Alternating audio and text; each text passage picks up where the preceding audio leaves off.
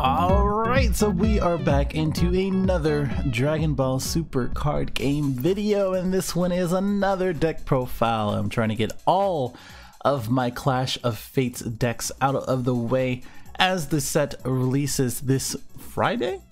Yeah, by the time I do release this, it's going to be Friday or the following Friday. It's going to be this week, okay? Relax. But this is Red Green Angry Boy Goku.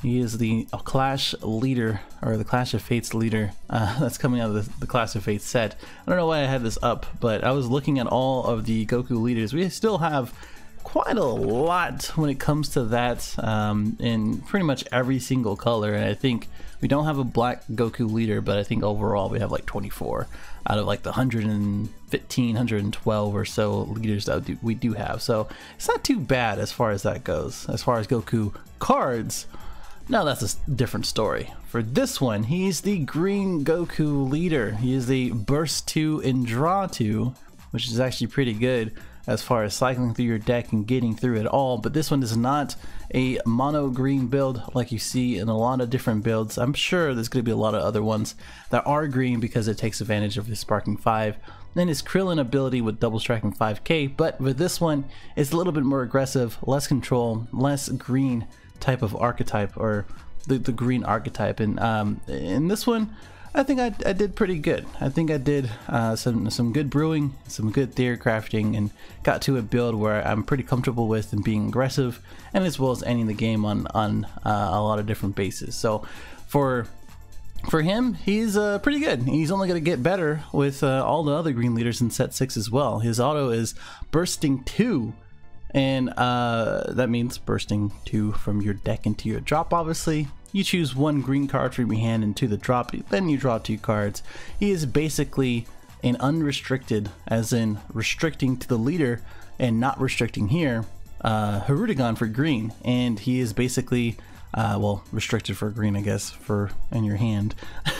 So you have to play enough to do that, and then draw 2. And he is really good in cycling through your deck, because throughout this whole thing, it is involving 5 cards and then 4 cards from your deck into your drop, or 2 to the drop, 3 cards to the drop, and then 2 to your hand. 5 cards in total. So pretty good in that sense. And he is a flip 2 to active energy. And that is pretty good for aggro decks and angry board decks like this one as well. His awaken is of course 15k, but if you have Sparking 5 and a Krillin, you get the draw and he becomes a 20k double striker, which is very good for this deck. Let's get to building it. This one again is also, as I bring up the necessary things. Here you go, going back to this format of breaking it down. So what I'm going to do is go through all of the green cards and then the red cards, and then explain all of my choices, and then kind of speak through turn 1 to 3 and kind of the idea of the deck. This is not meant to be kind of broken. If you want to play something broken, play Broly, play Hirudegan, play something else like Janemba. Those things are very obvious as far as like what if things are very good. I'm trying to bring out all of the things that pretty good, but also have potential. I think this one does. Starting with that, there are some green cards that have come out of Clash of Fates, including with Gohan. That one is going to be a 3 of. If you didn't know what he does, he is a play 1 and draw 1. He is a cantrip. I used to have him at 4, but eventually I realized that I kind of didn't need him. I needed him for more combo power, draw power, as far as pitching 1 and drawing 2, drawing 1 whenever I need to. And then I usually didn't really use his critical effect, but it does come in handy when I need to, or when I need it. His activate main is pay 2 green, and then it gets 15k power and critical for the duration of the turn. So unlike the newfound power Gohan over here, and as well as the Trunks and the other 1-drop aggressive cards, this one kind of stays on there on the field. And again, as I mentioned this before, in being a card that, you know, a lot of people are really going to kind of gloss over for a little while, and then realize that it's going to be a good card. And it's always going to be a good card. Any card that draws you 1 after playing 1 is always going to be a good card. And I think this is going to be one of those. But him just staying there and charging on the energy, and then later in the game, them not taking care of it, you then using the 2 green energy, yes, is kind of costly in case they put out a counter, which again could be a good thing, because if they waste a counter, now for 2 energy you baited out a counter, you're threatening for 20k in critical, etc, etc. And just 20k in general is pretty good to remove a lot of different threats, and I'm pretty comfortable with that. The other thing is Feet, being the only card in the game with Feet in its name. Yeah, it did rhyme. He is this is an activate battle, costs 1 green when you lead a card as a green Goku, which this is, go figure, huh?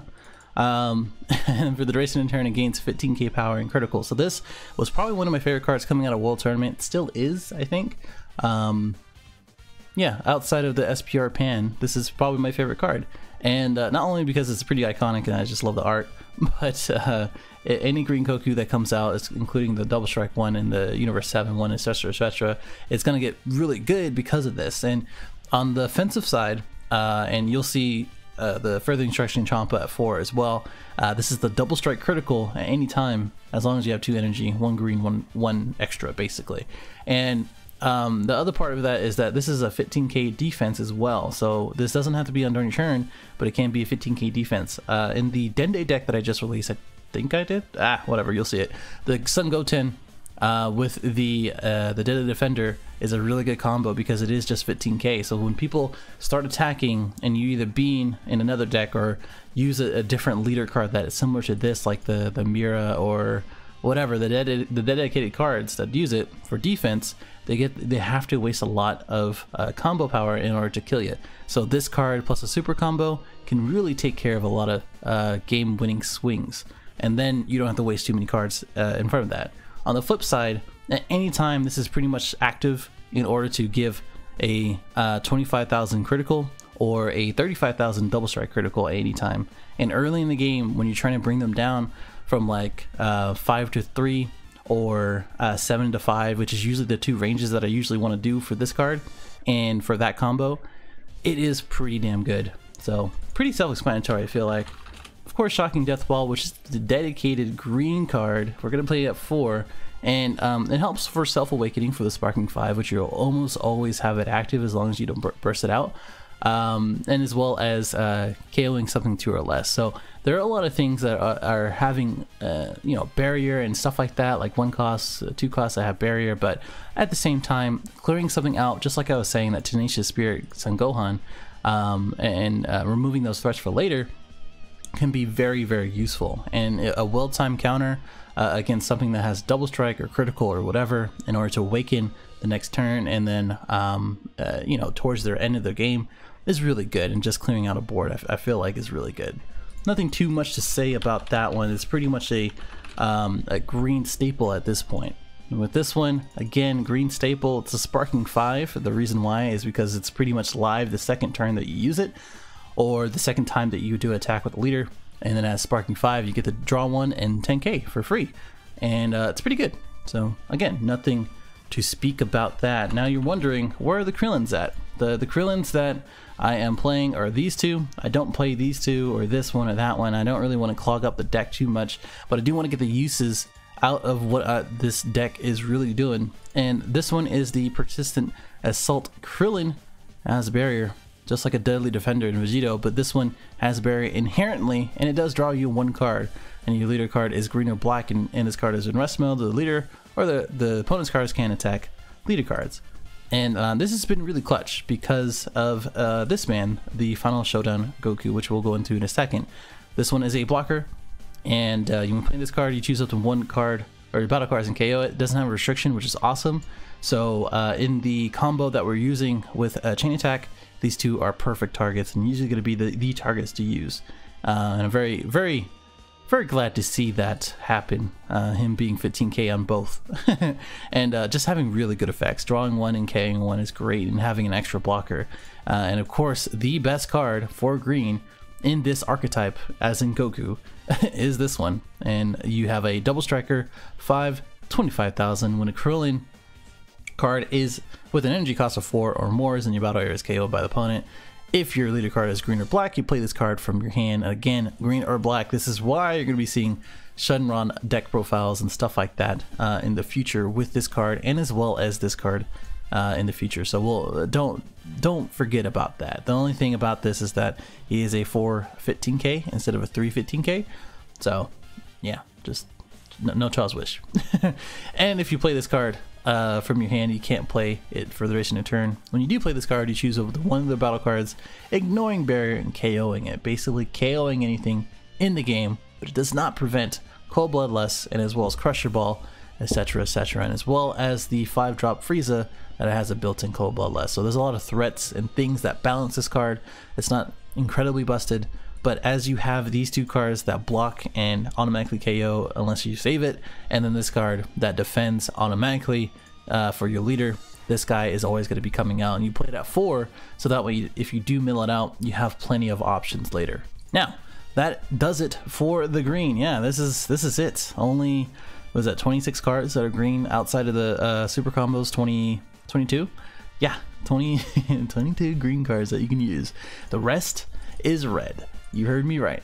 And the reason for that is because we do use the Intensify Power Trunks and as well as Chain Attack. And the reason for that is because of Krillin. So when I built this, I was like, you know what? You know, a lot of people are going green, and that's good for control. That's good for kind of like controlling a lot of different things, right? But I kind of took all of the good green stuff, and I completely forgot the last best green card. And if you already think about it, I was just like, how can I talk about the best green stuff and I don't have Preemptive Strike? This is the best green card that you can run for a green leader outside of Paragus, which we don't have right now. I don't know if there's a better green card than this. Like, this literally wins you games as long as you stay aggressive, and as well as ruin a lot of different strategies. This can ruin a Shenron, a 4-drop Shenron, where they want to untap, but they can't, because when it is played as 4 or less, it's placed in the drop area instead of being played. You only pay 2, and yes, it's a little scarce as far as green, but it is really good as long as you have those 2 greens. Same thing for Gohan, literally the same sort of ideologically. Idea? Whatever. As far as that goes. So just keep that in mind. Like, this is such a good card. Probably top 3 cards. When I do the top 10, it's gonna be coming out probably tomorrow or the next day. This is definitely the best card to have. So a lot of good targets, and if you need any convincing, if you take a look through all of these things, it could range from the overwhelm cards, which you don't really want to do. Again, it's going to be the Shenron, it's going to be anything that World Peace brings out if it's 4 or less. It's going to be anything from a Bergamo if you really want to do it that way. At all cost Vegeta, which is awesome. Instead of them getting the draw and as well as untap, they're going to be tapped out if they're doing at 4. And it's gonna be one of those things that people need to think about going forward, going against a green leader as well. Anything like a combo killer in Alaza, and as well as Kami, anything with barrier, it doesn't matter. Same thing for 17, the barrier blocker, in which KO something and no longer KO something. Yes, if they're playing 17 or 18, it no longer does that.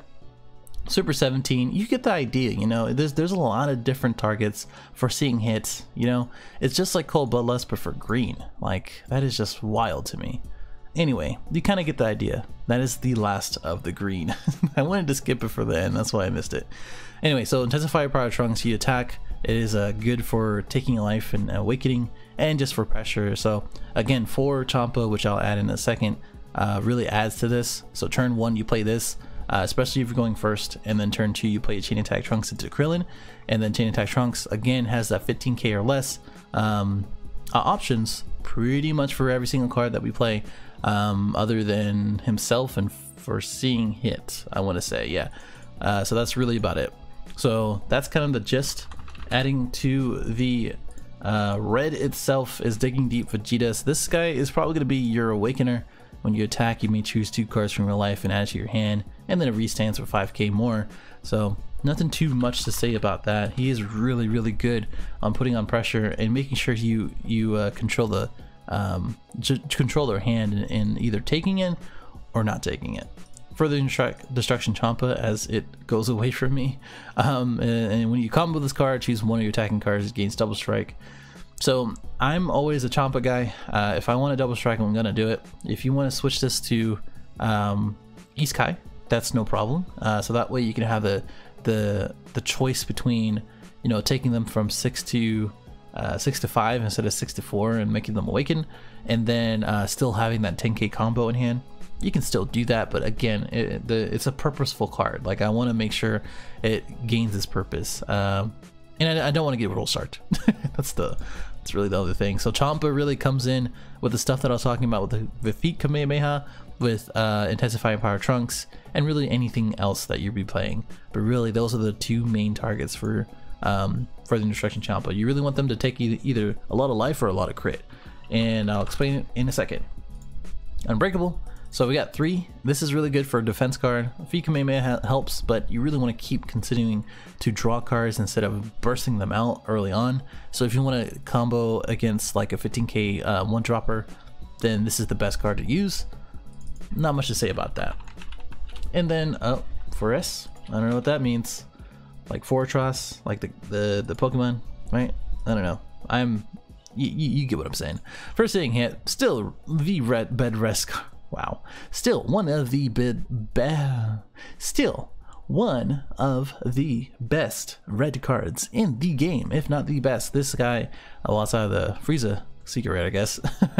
If it reveals their hand, you choose up to 2 cards with 35,000 or less power from their hand and send into the warp. So this really works well on that 4-drop curve. After you get the Krillin out, after you get the Chain Tech out, after you get the whatever out, right? So you play this on 4, you awaken after you got 4 life, especially if you're at digging deep and you kind of pass turn after and not awaken.